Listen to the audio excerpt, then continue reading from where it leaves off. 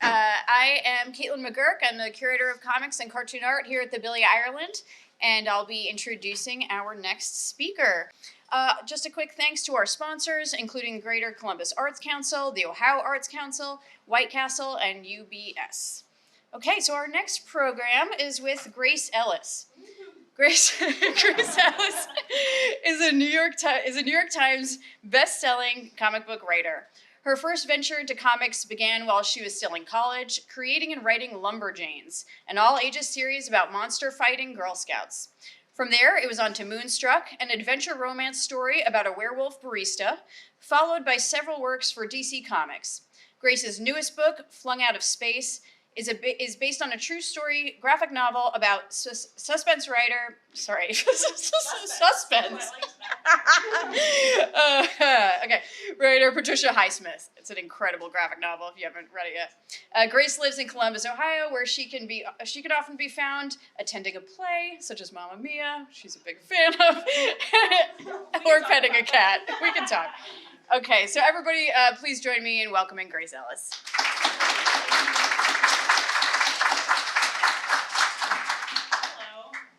I'm going to be honest with you, I had no idea how many people were going to come to this. I feel very nervous now. I'm so excited to see all of you. I think this is going to be really fun. I am a comic book writer. I do not do any art at all. So that is kind of the approach that we are going to take today. I would really like this to be a very casual conversation. Well, let's talk about what we're going to talk about here. Who the hell are you? Well, who the hell are you? You know? I want to tailor this conversation to what you want to talk about. Basically, any slide in this could be an entire lecture. I did this talk at CCAD, Columbus College of Arts and Design, in 2019, and I was talking to a group of artists who are interested in drawing and writing comics, and I said something, and I think I ruined all of their lives. I was talking to them about how you have to work at writing. It's not just, it's easier to fake writing than it is to fake art, basically. I can't sit down and just draw a comic because it's so hard and so complicated. But if someone is good at art, they can sit down and just kind of draw a comic, even if they're not very good at writing. And I pointed out to them that while they're spending 4 years focused just on art, there are other people who are spending 4 years focused just on writing. It's a fully separate skill that you have to develop. And watching all of their sweet little faces just like crumble at the realization that they were going to have to work super hard on another skill when they're already like breaking their bodies to learn how to draw. I mean, I've repeated it for you just now, but you know, it was rough on all of us. So just out of curiosity, what is the vibe of this room today? All right, we're doing happy. Okay, it seems like everyone's in a good mood. I literally asked you if this was a sticker, and I didn't realize that you were the speaker. So I could actually tell, and I really liked it. It was great. So, are there any? What is the angle that everyone is approaching to this today? Is it just like curiosity about what the process is like? Is it are you artists who want to like know how to write better? Is it that seems to be okay, nice. Are there any writers who are interested in getting into the graphic novels but haven't? Okay, great. Okay, this is a pretty good spread. I feel really good about this. Good job, everyone. Good diversity here today. So we're going to talk about what a comic is, and by this, you're going to be really judgy because I'm going to seem really judgy, but we'll talk about it. It's fine. Don't freak out. Why would you write one of those? We just don't know. And then how to write. You're going to be like, wow, I can't believe I ever thought that was difficult at all, even though I just told you it was a skill you have to learn. Anyway, so let's hit it. If you have any questions, comments, I know that we were really drilling down on questions earlier, but if you have just like a comment, that's fine too. So let's get into it. So who the hell am I? These are 2 books that I did. Lumberjanes, that's a big one. Co-wrote that one. It's about monster fighting Girl Scouts, like Caitlin said. I did not draw that, did not draw this, did not draw any of these. Moonstruck is a very Columbus book, edited by Lauren McCubbin from CCAD, also from CXC. You might see her around, illustrated by Shea Beagle. It is a beautiful, beautiful book. I'll show you some art from it a little later.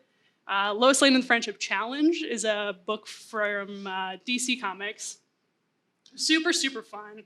Art by Brittany Williams. It's about, I'm going to tell you, nobody cares about this book except for me, and I have the microphone, so I'm going to tell you about it. It's about Lois Lane when she was a kid, and she discovers a love of journalism. I feel so strongly that journalists get such a bad rap. They're basically detectives with no rules.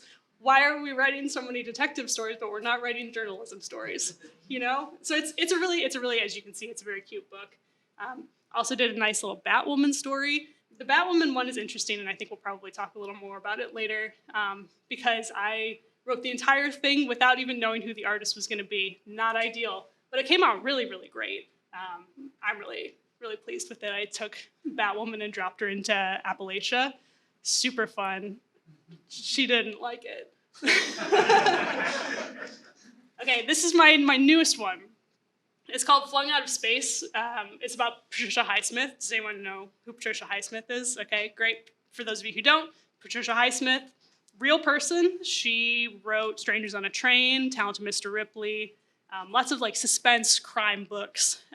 But before she did any of that, she was a comic book writer. She was one of the only women comic book writers of the golden age. She was like consistently working. She wrote comics for like 10 years. And then she burned all the evidence because she was so embarrassed about it. So you know what I said? I said, let's put her in a comic book because that's what she deserves. So I'm really, really proud of this book. The art is by Hannah Templar. It is ridiculous. It is ridiculous art. I'll show you some of it and you'll be like, that is ridiculous. And you'll want to slap me in the face for even daring to put my name on a book that beautiful. Okay. But here's the other thing, which is I don't only write comic books. I also write plays. I've been doing this residency with this high school that's local to here, Gahanna Lincoln. They have an amazing theater program. So I've been writing these plays for them specifically to like fit very particular requirements. And it's a very different muscle. It's a different kind of writing, and I really like that. My heart belonged to theater way before it belonged to comics. Now it's co-owned by both, don't worry. But I don't know, it's a very, very different medium in a lot of ways, but very similar in a lot of ways too. I'll tell you a little bit about each of these actually, and I think that it'll be important in understanding like what I'm going for with this conversation. So holding it together, it was during the pandemic, they wanted to do a show. Can't do a normal show because it's inside. So I wrote this show for them to perform outside at the football stadium. Genius. And they are like little vignettes of like 2 to 3 kids each. So there's no like big groups. We don't have to worry too much about like cross-contamination. They can practice on their own. And it was great. We won a little award for it. Super cute. Loved it. 50 Yearbook Echo was last year. The challenge for that was that the teacher, I almost called her a professor, the teacher, Cindy Maciosi, is a genius. But she gave me a very difficult challenge, which is she had these 2 different theater classes that she wanted to do the same play with. Like 1 continuous play, 2 classes that were not related at all.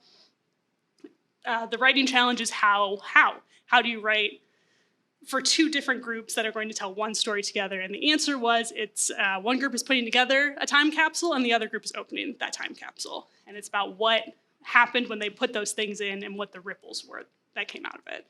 It was super cute. I loved it. We learned a lot about the 70s. It was weird.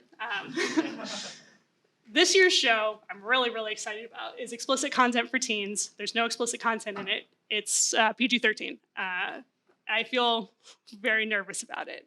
About that. But it's about like book banning and censorship. It's a conversation that is really important to them. They have a lot of really, really interesting things to say about it. So I'm like going into the classes a lot, recording our conversations, and then I'll take pieces of those conversations and literally put them word for word in the show. And then they are saying them to their parents. At the end of the show, the audience votes. I didn't set up this. I didn't explain it at all. I'm sorry. I'm so excited about this show. So explicit content for teens, I promise we'll get back to comics in a minute. Explicit content for teens is about a drama club, a fictional drama club that wants to do a show, but the school board isn't sure if they're going to be allowed to because of the content of that show. So they're meeting in secret to determine what they think about it. And at the end of this read-through, the audience, the real audience, will vote on whether or not the drama club is allowed to do the show. And then there are 2 different endings depending on if they are or they're not. And it's very challenging to write, because how do you write about things that are inappropriate for a group that they might be inappropriate for? It's a really interesting writing challenge. That's kind of like what writing is. It's setting up little puzzles for yourself and the reward of solving that little Rubik's Cube that you designed. And then wanting to throw yourself out a window when you can't, that was hyperbole, don't worry. I mean, I think about like Stephen Sondheim writing A Little Night Music, which is all of the music in this musical, which is like 2.5 hours long, is in waltz time. So it's all like 3/4. Like that's very unusual and really hard to do. And I have to imagine that at some point he was just like, why did I do that? Why? But the fact that he stuck with it meant that he ended up with a really, really interesting project at the end. So that's the kind of thing that I'm always trying to do, is set up interesting and challenging puzzles for myself, basically. Okay. Here's where we're going to get a little spicy. I'm going to take a drink out of nerves. Okay. So I was going to put the Scott McCloud Understanding Comics definition here, but it was a lot of words, so I decided not to. So here's what we're going to talk about. It's sequential images that tell a story. I know that there are a lot of loopholes. Okay. You know what I mean by this. We're not talking about single panel cartoons. Not saying that that's not a comic. It's not sequential. That's why we're not going to talk about it. And we're not going to talk about illustrated essays, because that's not what I do. I think that, I'm not saying that they're not comics. I am not saying that they're not comics. I am saying that is not what we are going to talk about. Just because, I don't know, I think that the goals of it are so different. I don't know. If you can take if you only are using caption boxes in your comic, I think that is a very different kind of comic from the kind that I would ever write. I'm not saying that you can't do it. I'm just saying that I don't do it. Anyway, I will leave now if you would like me to. Okay, so I want you to imagine that we're talking about you yourself. I'm going to walk you through a little bit of what goes through my mind here. Let's say that you have an idea. Any idea. I'm not going to tell you what it is. Just like, I'm sure that you have a project that you want to work on. Think about that. Okay. Imagine that you don't do any art, and you're just kind of like approaching this in its most ideal form. The first thing you have to ask yourself is this a comic? This is a hard question for artists to answer, I think, because they are holding the comics hammer and everything looks like a comics nail. Sometimes you just read a comic and you're like, wow, I really wish this were like a video game, or like I wish that this had just been like a series of tweets, But listen, being able to draw is a reason to do a comic. I'm not saying that it's not, but I'm saying, imagine for a second that you can't draw, or here's something that I would also really like to see is artists approaching writers with ideas because they feel like they're out over their skis, or artists approaching other artists to work with. We can talk a little bit more about that in a bit. The first question you have to answer is, what am I trying to say? Think about like the big ideas. Settings are not like a thing that you want to say. Like world building is not really a thing that you want to say. Like what do I want the audience to experience when they are consuming whatever this is? When I'm thinking about explicit content for teens, that is not something that I could really do as a comic. You could make it a comic. There are definitely ways you could do that. There would be strengths, there would be weaknesses, but by making it a play instead, you're making it very immediate for a group of people. You're forcing them to confront it in a like real 3-dimensional way, and you're forcing them to like talk to each other and have opinions around each other, as opposed to something like Flung Out of Space, which is very, it's a very personal story that I think reads better when you're just by yourself.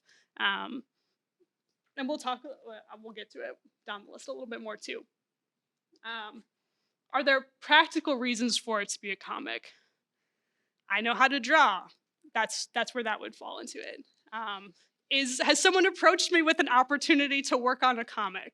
That would be a practical reason to make it a comic. Do I feel like making it a comic? That's pretty practical to me. What can I do with this idea that uses the medium to its fullest potential? This is the secret sauce as far as I'm concerned. For example, so we have this panel from like the second issue of Lumberjanes, I think.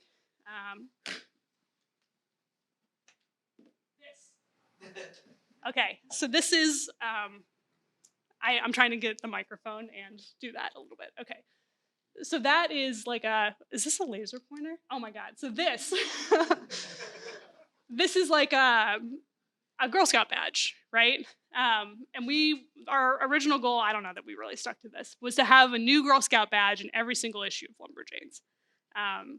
They're like a little standout moment.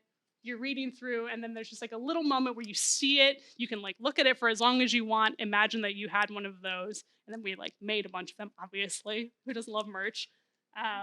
But that is the kind of thing you can only really do in a comic. You can kind of do it in like animation or movies. There are ways to do it in other mediums, but if you want to like emphasize this moment and make it a thing, comics would be a good way to do that. You know?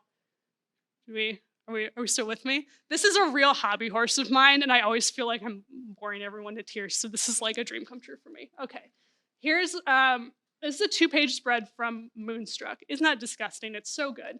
So what's happening here is Julie, who's a werewolf, and she's lost and confused, which you can see. It's like she's running through the hallways, and she keeps ending up back in the same room over and over again. Lots of ways to represent this in a lot of different mediums.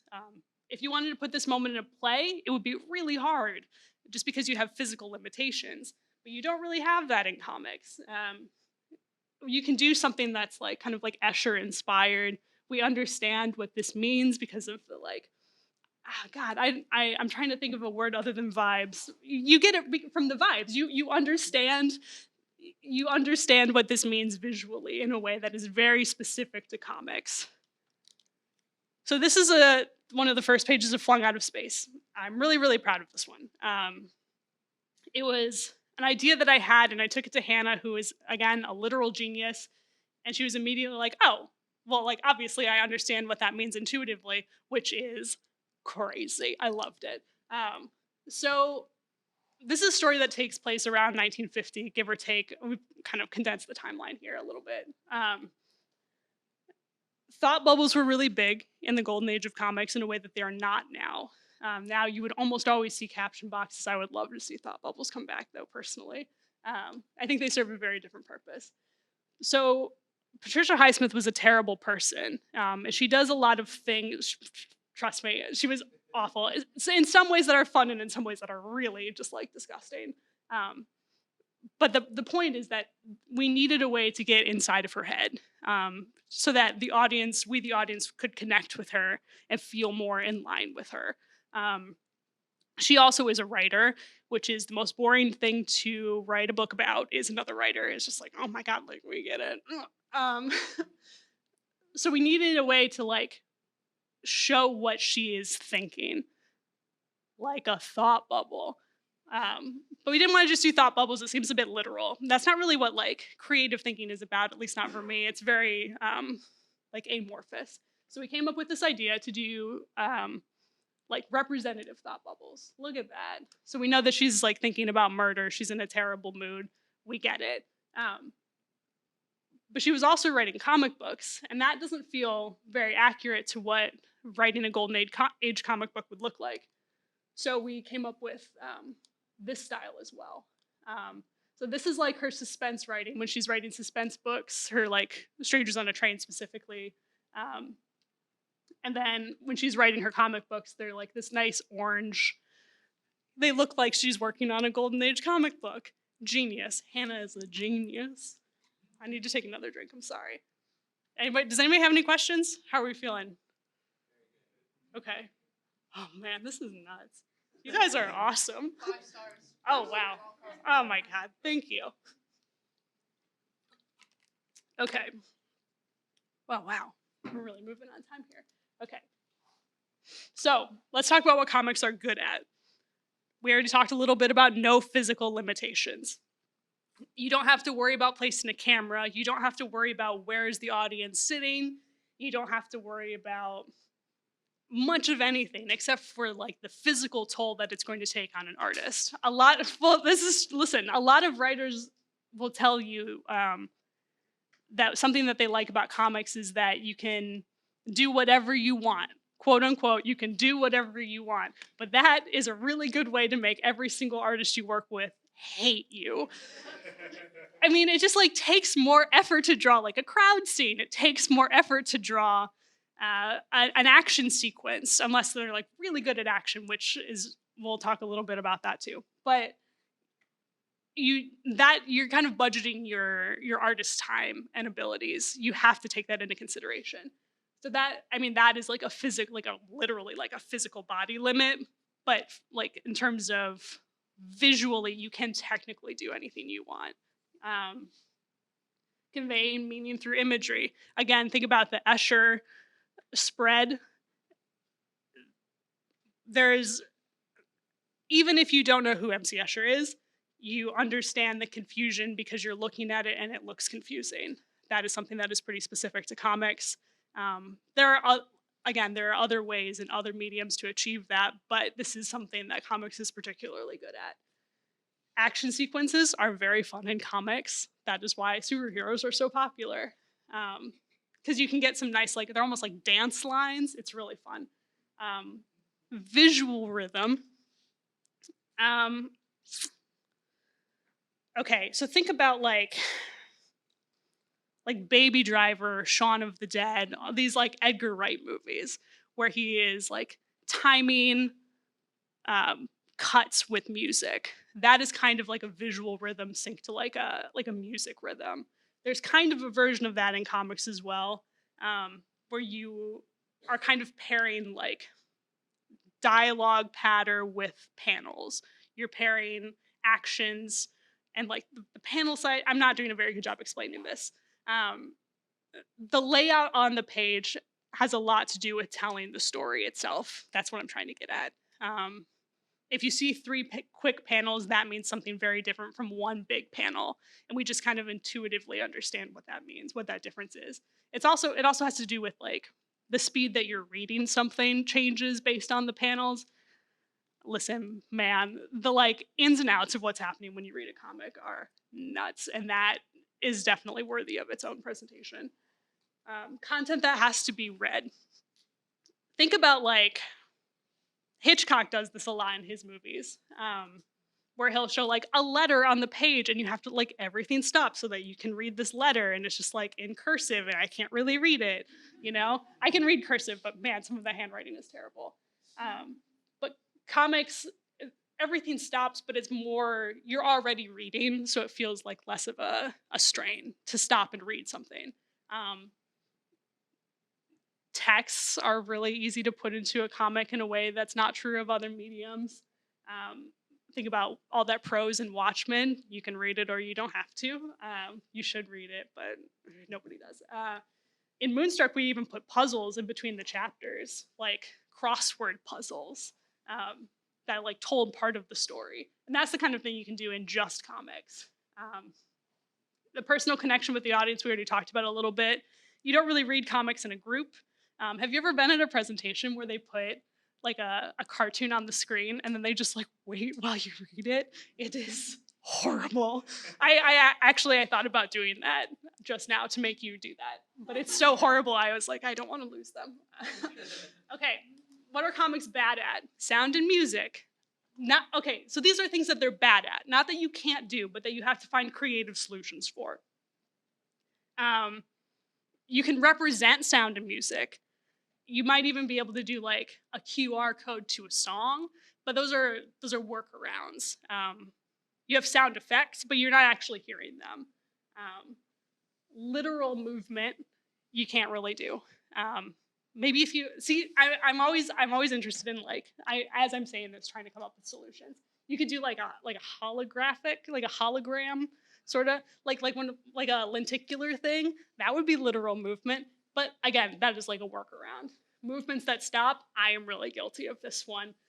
There's a moment in Flung Out of Space where Pat is walking down the stairs, and then she stops walking down the stairs, and Hannah was like, "Dear Grace, what the hell?"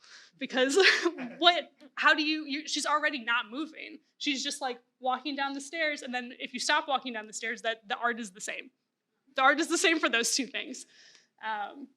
Controlling the experience. There are ways you can control the experience, but if somebody wants to burn through your comic with no regard for like panel size, or the experience is very reader driven in a way that is not true of other mediums.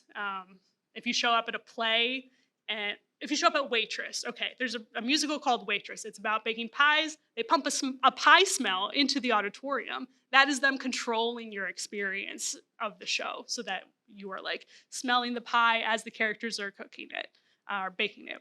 Yeah, you don't really cook a pie. Oh my God. When you're reading a comic, it's more of like, you just hand somebody a book and hope for the best, you know?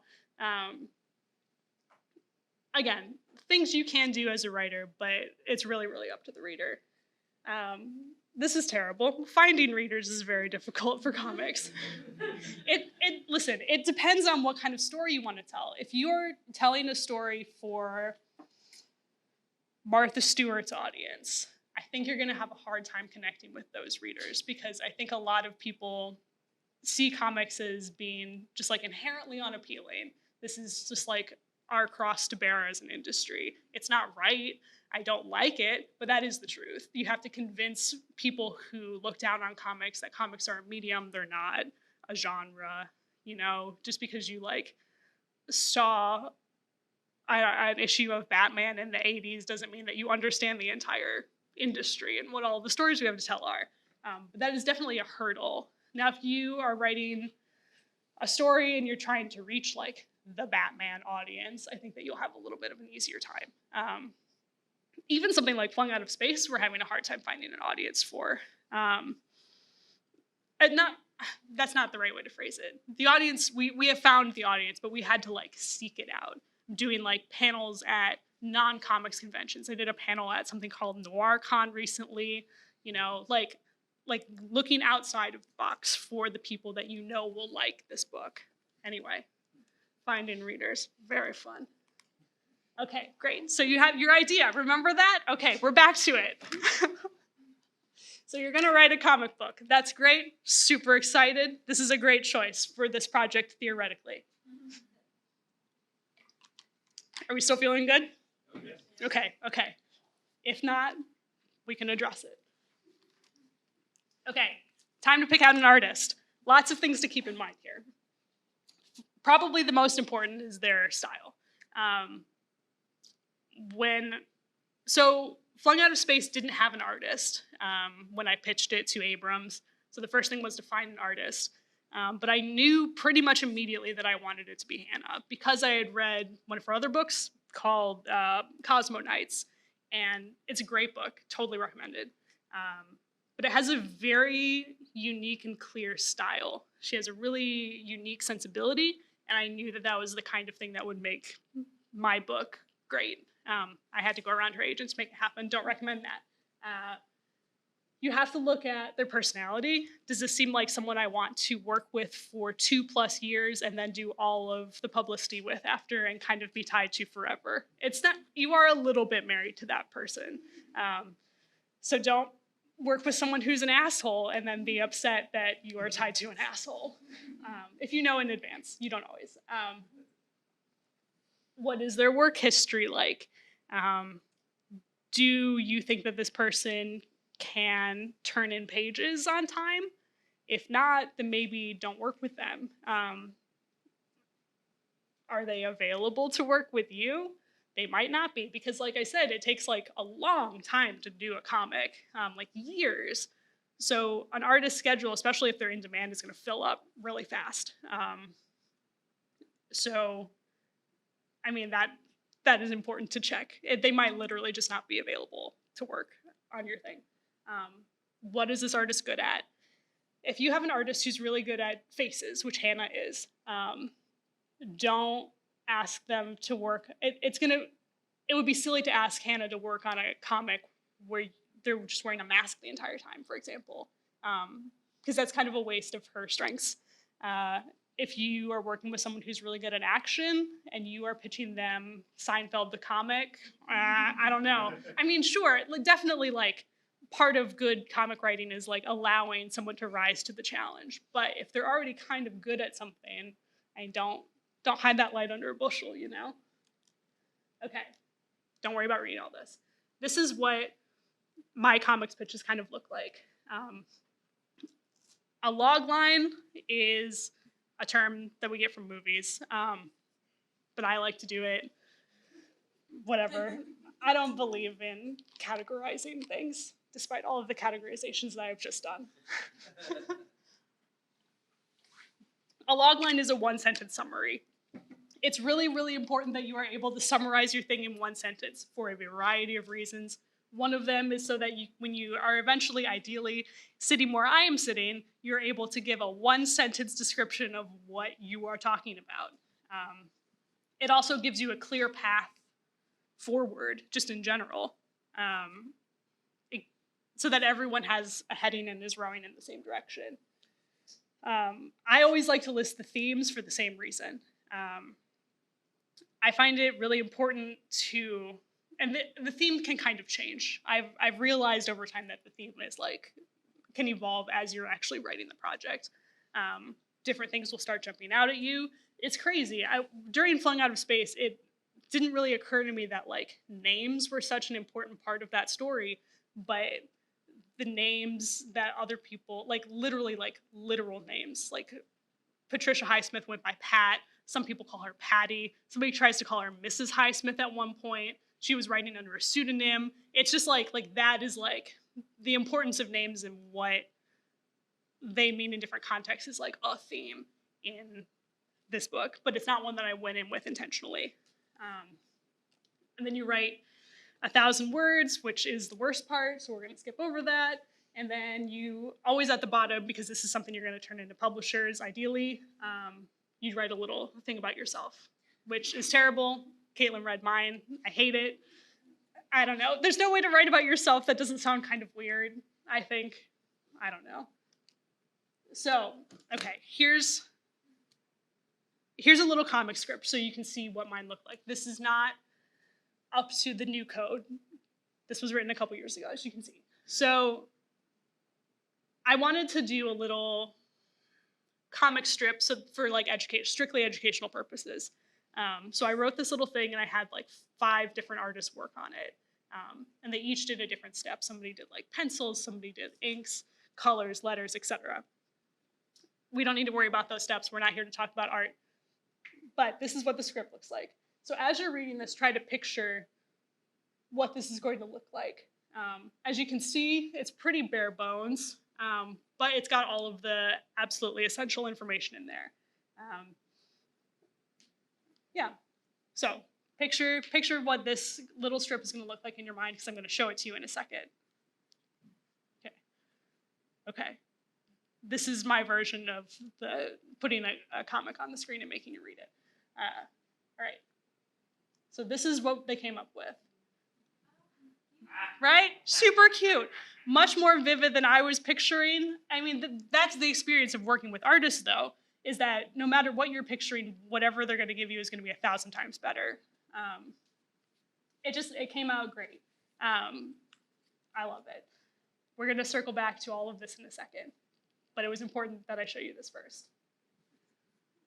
Okay. We're going to talk about story. Here's what a story is.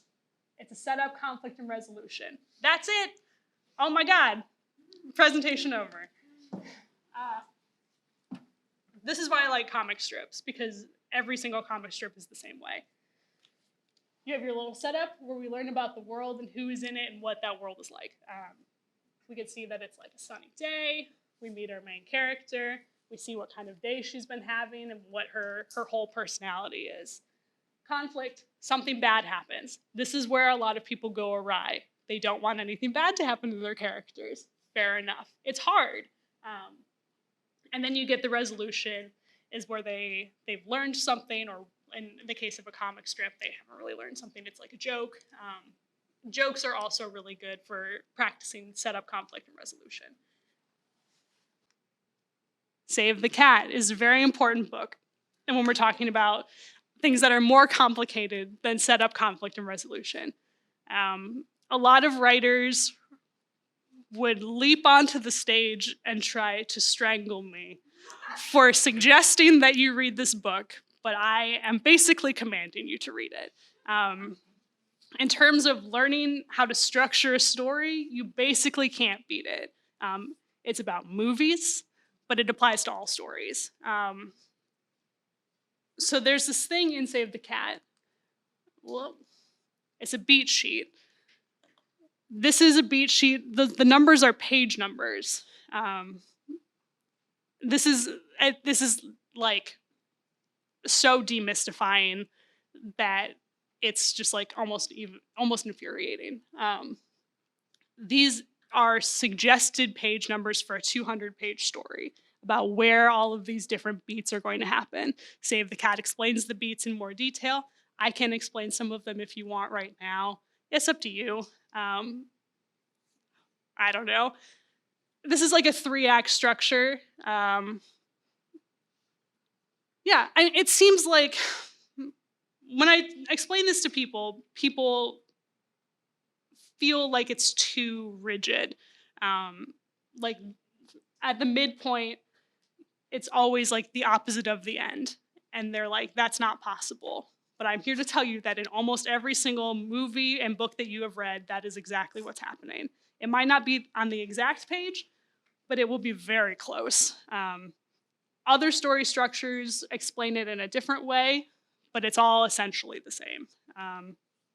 I think that this is really important to learn, or at least like to have as a reference point. I structure pretty much everything within Save the Cat. I don't know. It's just easier, you know? And I'm not saying that I am hitting every single page number exactly. It's not really about that. It's more about like when you are lost and you don't know what to do next, this will help get you back on the right track here. Do not worry about this next slide. Look at that. You fill it out. It's real. It's just like one sentence for each thing. This is the entire book. This is a 200-page comic, one little slide. It's a lot of words, but really it's just like one sentence per thing. Like, for example, the opening image and the final image are the same, but now very, very different. Stuff like that. They're just like little tips that you learn along the way to give your story a more satisfying emotional arc, to like treat the characters as like game pieces almost that are moving through a puzzle again, you know? There is a lot of room for interpretation within this. Once again, not saying that you have to do it. I'm just explaining my process personally. What do we think about this? Yes, okay, we're feeling good, okay. And this is a lot, I understand. Yeah, if you do, there are a lot of like charts as well. It's the exact same idea. I have a friend of mine who gave me a notebook that he found really helpful that was like a story circle. And I was like, this is the same. He's like, no, it's in a circle. And I was like, that's the same. So there are you just have to figure out what works best for you. I'm trying to keep an eye on time here. Okay, we'll go through this pretty quick because I want time to chat.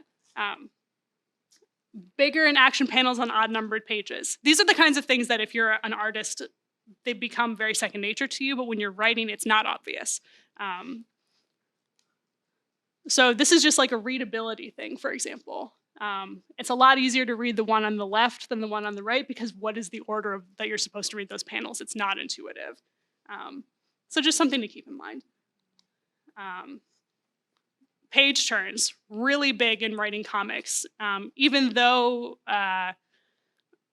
whatever it's called, comicsology is becoming bigger, most people are reading comics physically still. So that means that the readers are looking at physical pages. Something that can motivate your story and like move it forward is to have a question at the end of an odd numbered page, and then you answer it on an even numbered page. If you have a big reveal, though, especially, this is wrong.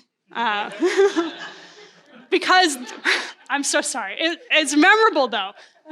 So when you open to this page, you are already spoiled immediately, even though you have to read all of this first. But if you do it this way, if you manage to figure this out, then you get the surprise, and then you get the reaction to the surprise. And that is, now we're in business, you know? Don't overwrite. So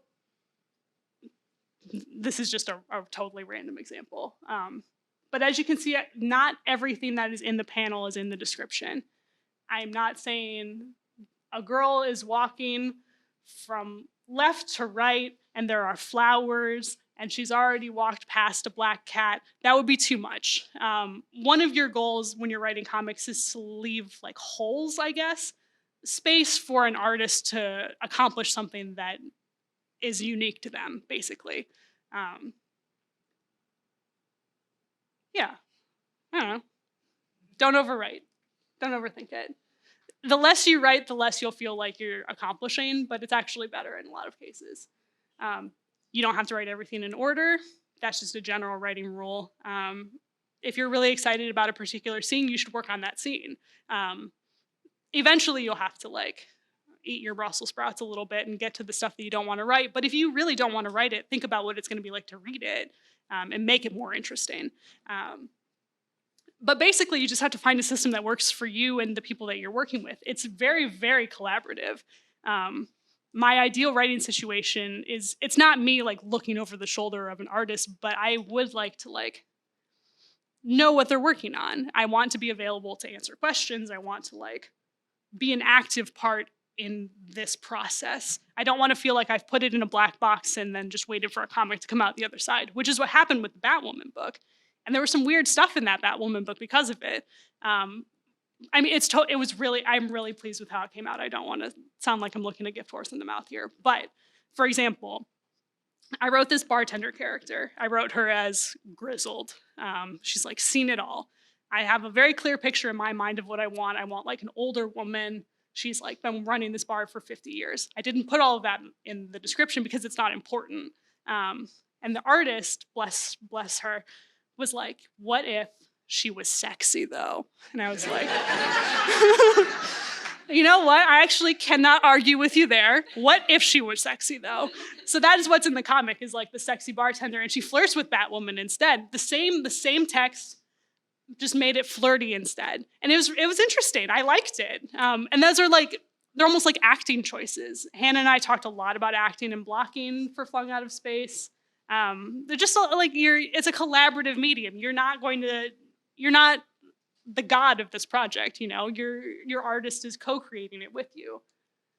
All right, here is my recommendation for learning how to write a comic. So this is a scene from Fargo. I took a bunch of screenshots of it.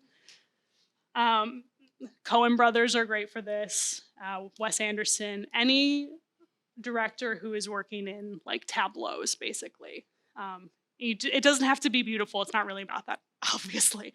So you just start taking the screenshots, putting dialogue with them, and then trying to get like a good comics rhythm down. Yeah. If I hit a microphone with my glasses, does that help? So like this right here, this little beat panel, I didn't have it there originally. I went back in and I added it because I felt like dialogue-wise, there needed to be a moment where she was just drinking the coffee, for example. And those are just kind of like intuition things almost, you know? And you develop those things when you do something like this. You learn to think in still images, taking something that was moving and making it still.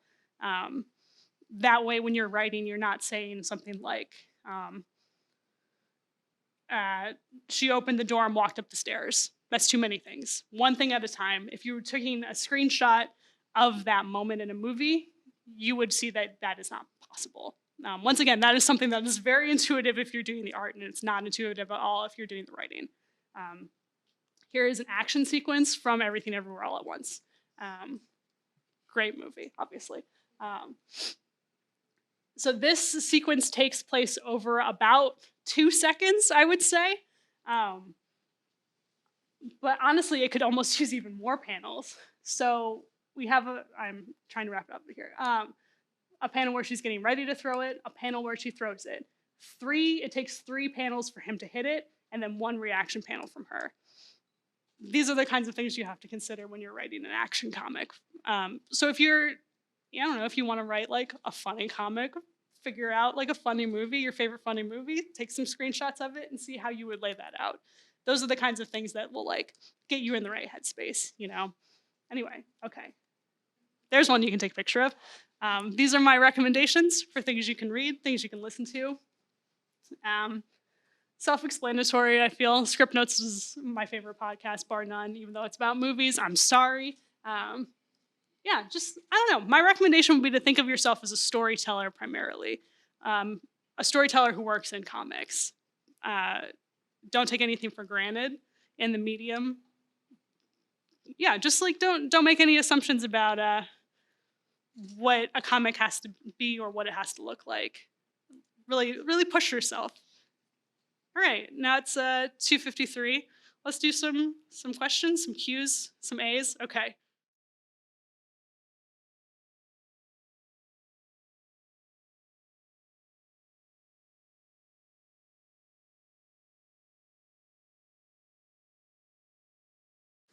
Well, my recommendation would be to figure that out beforehand and set yourself up with a contract before you get started. Artists always get paid more because they're doing much more work. But in my experience, it's like a co-ownership situation. But I think it's very dependent on the project. That's not very helpful, I'm sorry.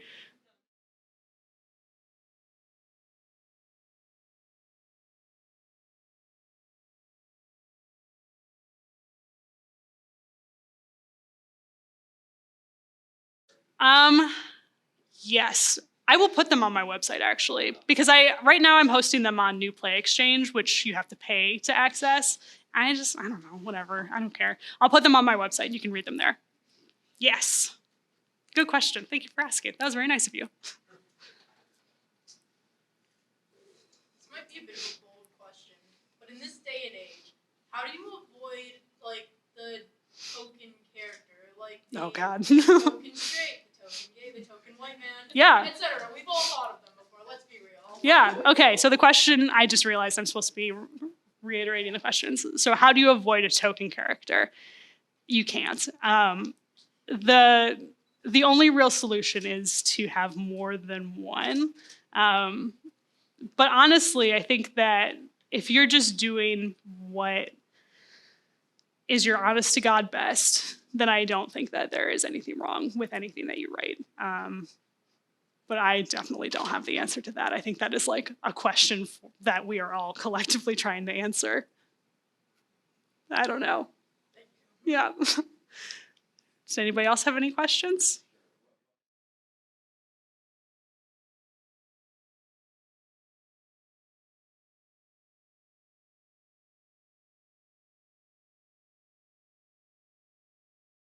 So for any spread, first of all, I always feel very lazy when I write them because it's only ever going to be like a paragraph. And then it's going to take an artist days to do that, which is just like feels very cruel.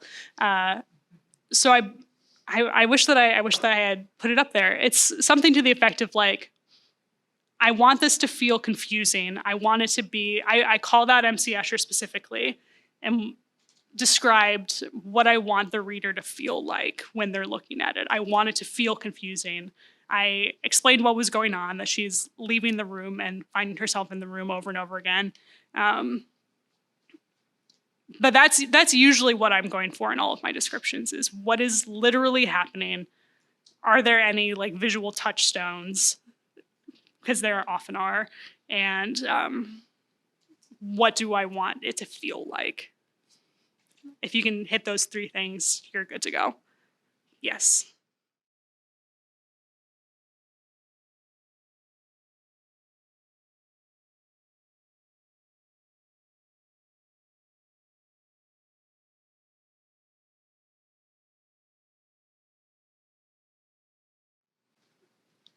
So I always ask to see the thumbnails. I ask to see all the artists coming in. Sometimes it happens, sometimes it doesn't. It depends on the project. I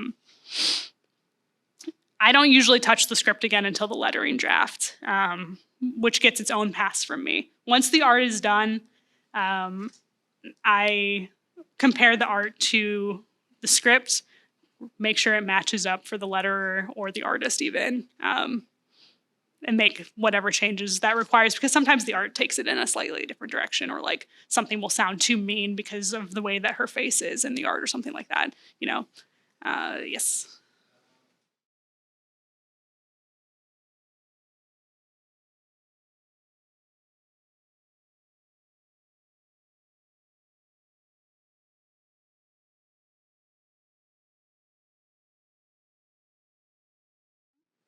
There was a big hubbub about Patricia because she is so mean, about how mean to make her, and in what ways. What can she say before we lose people?